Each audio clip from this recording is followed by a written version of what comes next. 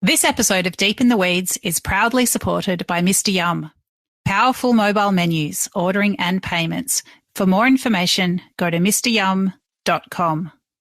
We've probably solidified who we want to be and how we want to operate, like in a really important way. And I think that's not really changed. Like the company's grown, and yeah, last year we raised a lot of money and that fueled a lot of growth, but it didn't really change the DNA of the business. This is the Deep in the Weeds podcast. I'm Anthony Huckstep. A lot has changed in the last few years. The way we see things, the way we run businesses, and the importance of not only accepting change, but embracing it too. Technology has, in the past, been seen as a negative in the hospitality sector, but the importance and reliance on technology during the last 2 years have helped shape the future of the industry. Kim Teo is the CEO of Mr. Yum. Kim, how are you? I'm so well. How are you?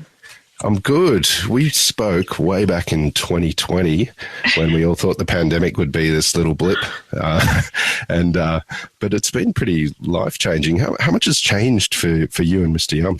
So much and so little at the same time. I think when I actually had an opportunity recently to look back at our first investment deck, presenting it to some early founders, which was March 2019. And actually the plan hasn't really changed, So I think, it's like crazy to think that 2 or 3 years ago, actually 3 years ago now, from March 19 to 22. But like the plan on what the purpose of the technology was, I think it's just been accelerated. But the original intentions are still the same. Our team's obviously grown, and I live in a lot more countries these days than I used to. Spend a lot more time on the plane than I had to back in 2019, 20. And we've got like a lot more credibility now, I would say. Like when we first started, we were totally the underdogs. No one knew anything about our business or what we were planning on doing. So that's been a fun journey, learning how to build your brand and continue to do the right thing each time. And hopefully the word spreads, and it has. So I think, lots, but also very little at the same time. It's amazing because the platform that you created was ideally suited for the pandemic, and yet it was created before this came about. How much have you seen the hospitality industry change in the last couple of years as your brand has grown? I think so much has changed. It's probably been a little bit forced onto the industry as opposed to naturally happened. But now that things are largely returning to normal, it's mostly the attitudes and what was rewarded over the last 2 years. I think that stuck with the operators, curiosity, agility, like leaning into the problem as opposed to leaning away from challenges. I think all those behaviors were rewarded, and the brands that adapted quickly and got their teams to rally around the new world got a lot of traction, and A, have managed to stay open, and B, have come out really strong. So I think it's probably more a mindset shift and an attitude shift than necessarily a shift in exactly what makes a great hospitality experience.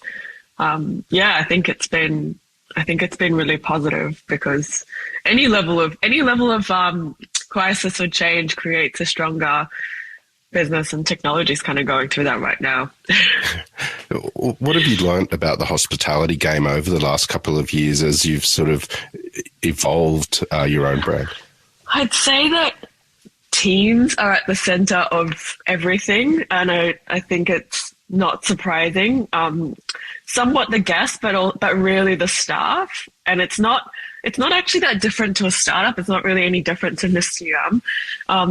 I think while the labor market's been really tough in hospitality, it's been it's been challenging in technology too. Like everyone's fighting for the same resources, and the cost of labor, the cost of talent is going up 20, 25, 30% year on year. And the businesses that did well and are doing really well are the ones with amazing culture. They look after their staff, they retain their staff. And you don't have this like rotating door of people, especially in management roles, like coming and going every 6 months.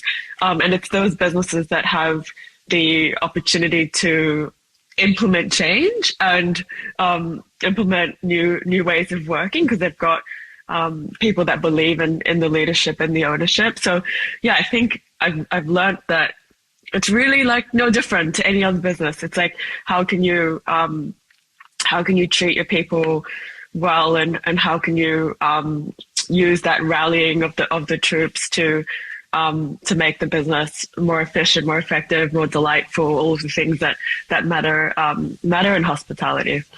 Mr. Yum's changed many hospitality venues all around the world. How has Mr. Yum changed your life? Just in every way possible. I think there's like we've been in startups and technology for, I don't know, 6 years before Mr. Yum, with like various degrees of success, but mostly failure. And it's like a rite of passage in technology sometimes. Like very rarely do you meet a founder that absolutely nails it on their first go. Not to say that we have, but we learned a lot from the businesses that hadn't worked in the past. And we feel like Mr. Yum's been the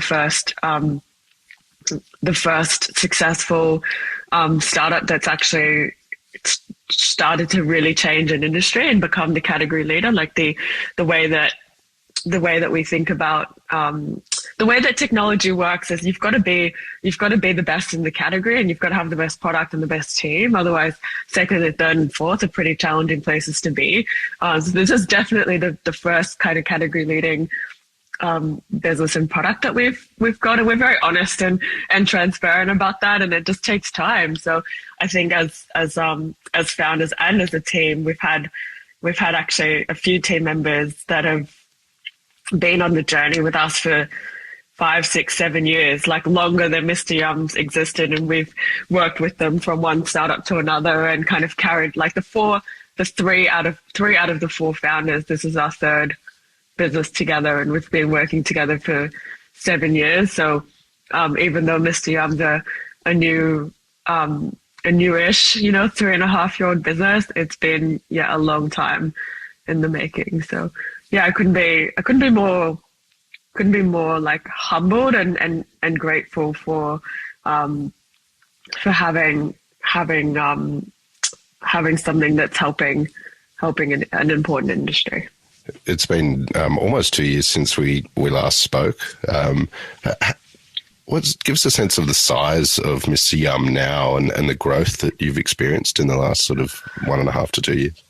It's been wild. We started at the start of COVID with like when we were first going into March 2020, we had 12 people on the team, and we're like 260 today, which is just like a very big team. It gets to the point where you're growing so rapidly. You've got to make a big concerted effort to learn everyone and make time for people. We've also obviously expanded into the US and the UK and become a 24/7 business, which means time zones and working all days, all hours of the day. But I think more than anything, we've probably solidified who we want to be and how we want to operate, like in a really important way. And I think that's not really changed. Like the company's grown, and last year we raised a lot of money, and that I think it was like 100 Aussie in 2021. And that fueled a lot of growth, but it didn't really change the DNA of the business. And it, I don't think, has diluted our value proposition or our belief in what we're doing. So yeah, it's been been a crazy ride, and we recently made an acquisition and welcomed my guestless and Sprout team into the business. Everyone in the company came across, including the founders, and it's been amazing. Like they've taught us so much. Like the irony of acquiring a business is they bring like a really different rigor to their approach to sales and to serving customers. And we've learned a lot from them. So yeah, it's been a really fun few years. Well, tell us a bit about not just the acquisitions, but what's the shape of Mr. Yum at the moment, and how different is the offering compared to a few years ago? We started the business as like this silly, cute little visual menu. So a lot has changed. We always knew we would go into taking orders and taking payments. Probably a couple of things have changed. One, I would say we have adapted or expanded our product offering to be able to support restaurants that are a little bit more upmarket than before. So our product, the first product we brought out was a order and pay product. So you had to order and then pay each time. And that felt appropriate for a more casual environment, whether that be a pub or a bar or a cafe or a casual restaurant. And now we've launched a split and pay product, which the staff continue to take the orders, and Mr. Yum processes the payments and helps the restaurant split the bill between the guests, meanwhile learning who the guests are and then being able to customize the experience and personalize the menu. So it's like the menu experience, which is something that is, core to what we do, as well as the payment, but leaving the middle part, which is the ordering, up to the staff in a more high-end restaurant experience. That's been really nicely adapted, and the way that it helps the restaurant is you're not, having to go over with a payment terminal and having to split the bill 5 different ways. You can let the guests figure out exactly how they want to do it. They can select the items that they want to pay for. They can split it by percentage. They can put in a custom amount. Meanwhile, you're actually understanding who the guests are and able to still build a profile on whether they're a beer drinker, a wine drinker, a champagne drinker, etc. Yeah. And then, of course, the acquisition was led mostly by our customers. After we closed our Series A at the end of last year, my co-founder Andre, our CTO, and I were like riding in an Uber in London and kind of brainstorming, what is the next like really big thing that we want to build from a product point of view. And the answer was like undoubtedly a marketing engine, because Mr. Yum helps you understand your guests and, collect email addresses, etc. if they opt in, and integrate it into 4 different CRMs already. Like our adoption of CRM technology within our customer base was already exponentially growing, and it was very clear that how do I better use my data to get customers coming back into my restaurants rather than just like hoping they show up or posting on Instagram. Like, how can I control that dynamic a lot more? Like, people were already starting to use it, and the attach rate of signing up for Mr. Yum and then signing up for Sprout, for example, was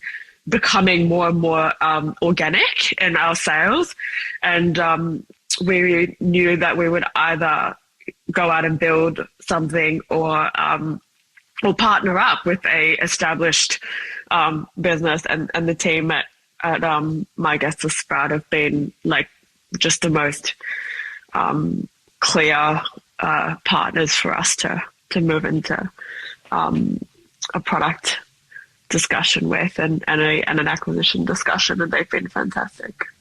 You just mentioned about a brainstorming moment in the back of an Uber in London. Your role now has you traveling like a lot all over the globe. Do you have any food experiences you've had while traveling that you can share? Yeah, I was thinking that's a funny one. London is a like incredible food scene. My God, the variety of cultures just creates such an amazing melting pot. We stayed in Shoreditch a fair bit when we were there, and actually at the end of last year, coming into winter, we lived off Brick Lane, which is a very small, almost single lane car street with so many ethnic grocery stores and stores. And there's this one bagel store that they do 24/7 kosher, like salt beef bagels with like spicy mustard and pickles. And it's like exactly what you want to be eating after a big night out. And the lines were like longer at midnight than they are at 7 p.m. in the evening. And also really good breakfast food. They're just open 24/7. My favorite interaction was actually going in and buying bagels for the team as we were walking into work one day. And I think we ordered like 10 different versions of these bagels, some without spicy mustard and some without pickles, et cetera, et cetera. And the lady at the counter who was serving us just did all of the maths on like adding up all the different versions of what we ordered in her head. And I was like, man, like you're really good at that. She's like, I've been working here for 16 years. I was like, oh yeah, that'll do it. So yeah, she's been serving probably a fair few drunk customers and just hungry customers in the morning at this one bagel store in Shoreditch. I looked on their Google listing; they've got like 8,500 reviews. So yeah, check it out when you're there. It's amazing. Mr. Yum is now global, not just in Australia. Do you have some favourite experiences using Mr. Yum in a hospitality setting yourself? I think I just love it if the staff are on board, and we obviously go into Mr. Yum venues all around the world, and people don't necessarily know who we are, and so we ask them how they're finding it and just trying to understand whether it's something the staff are on board with or it's something they've been told to adopt, right? Like, I think the best experiences are just when they say, yeah, we love it and it's making our lives so much easier, and guests really love it. Those are just, I think nuggets of gold, because the last thing, we would never be successful if it was just all about revenue and all about data and all about money. Like if it wasn't actually delivering a better experience in the stores, the staff they control the floor. Like they just wouldn't tell you about it, or they just wouldn't direct you to using it, or they just come and take, your orders themselves, or they just give you a paper menu, like all of the things that we're trying to change behavior on, but they wouldn't do it if they weren't on board. So I think going in and chatting to staff about how they're finding guest adoption is probably our favorite thing to do. Do you have any examples of an operator or two and how they've used their product and changed what they do for the better? Yeah, we've recently been building data science-based features. So we've recently brought out something called Smart Suggestions, which is essentially when you click on say, for example, it's a pasta, the suggestions on what you can drink alongside the pasta. So we call them cross-sells or upsells.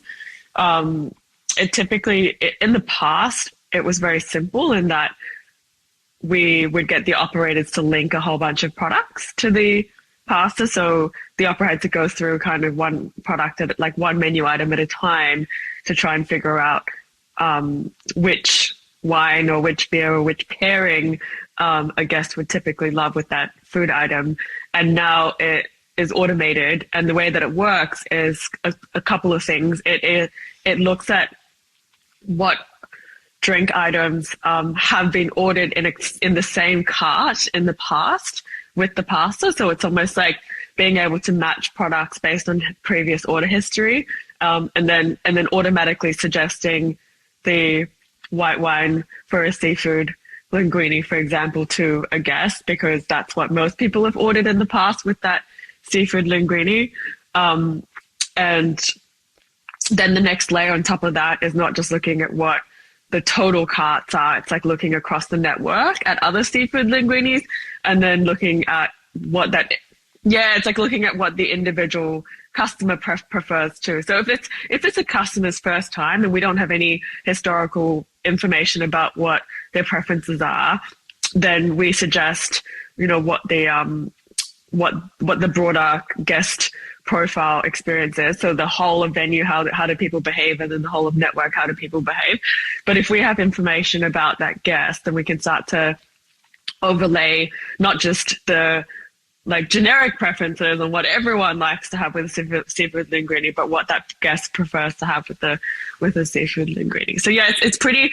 It starts to become like truly additive in value to what a staff would be able to know. Like a staff would only know what typically people would order with that dish, but they can't remember every single person and what all their preferences are, yet alone what their preferences are outside of that restaurant and into the rest of the network.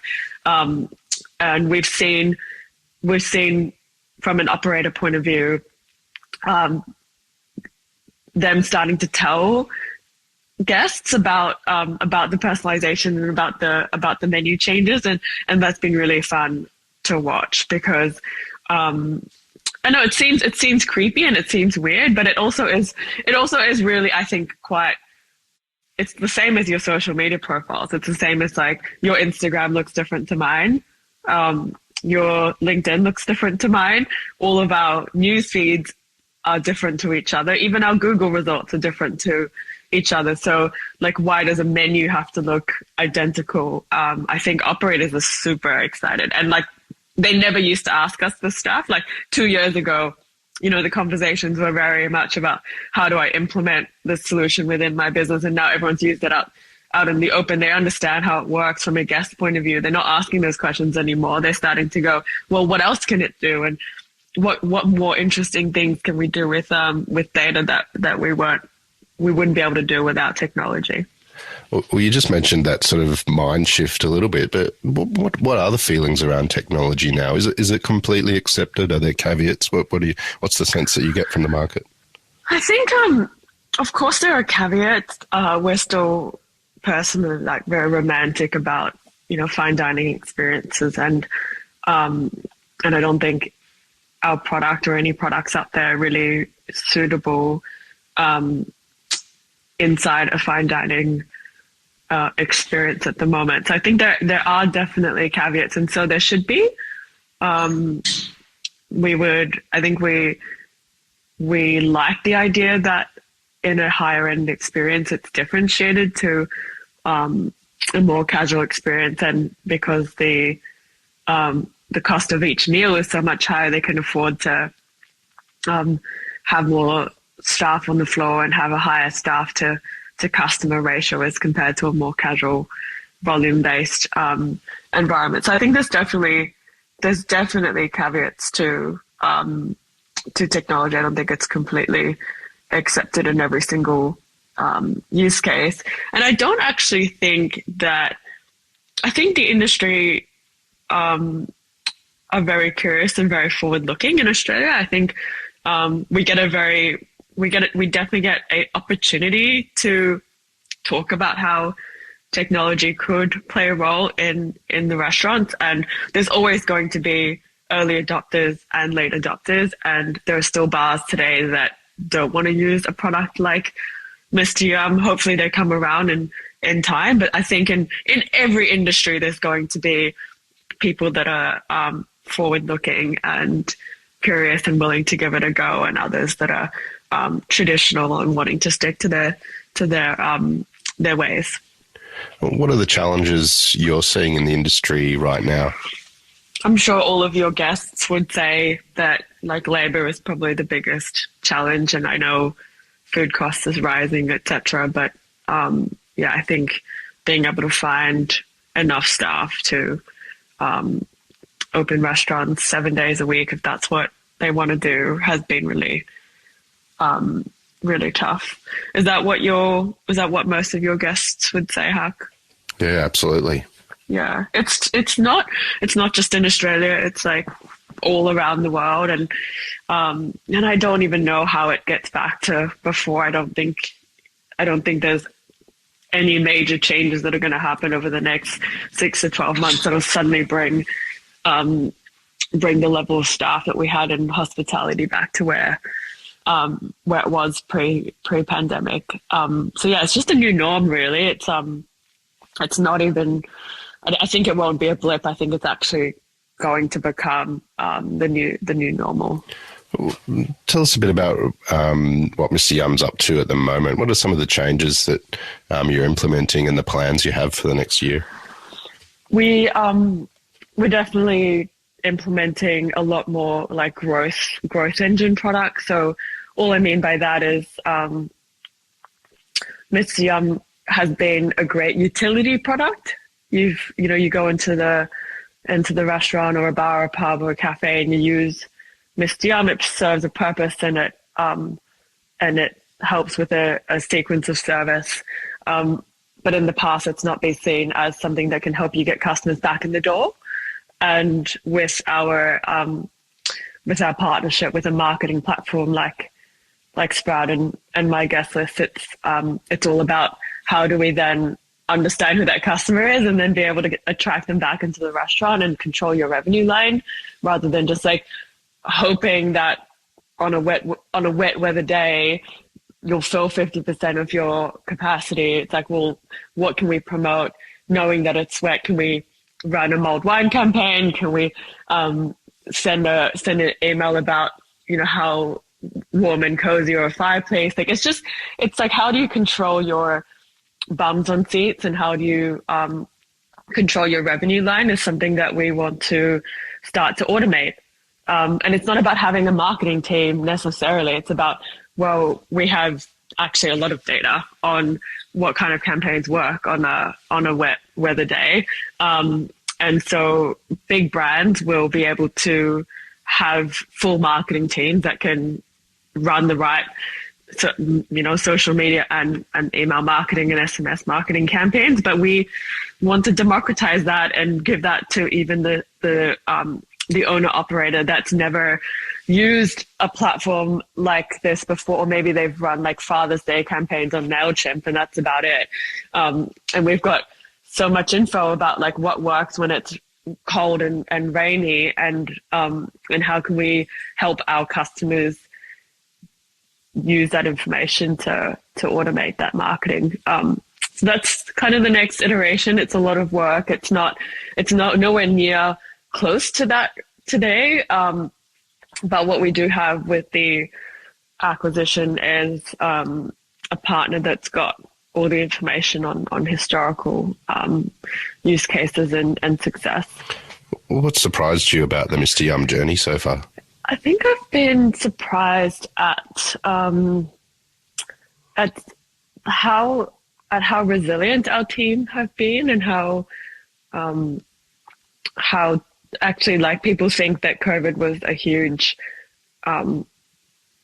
huge success for us, but it was really hard at the start. We had 12 people and like 6-7 months of runway, as in capital, in the bank, and all the rhetoric and all the wording in the industry was like, worst case, this could be 6 months. And we lost all our revenue in the same way when all the restaurants closed. And I think the resilience of the team has just been like super surprising. And then the second part's probably that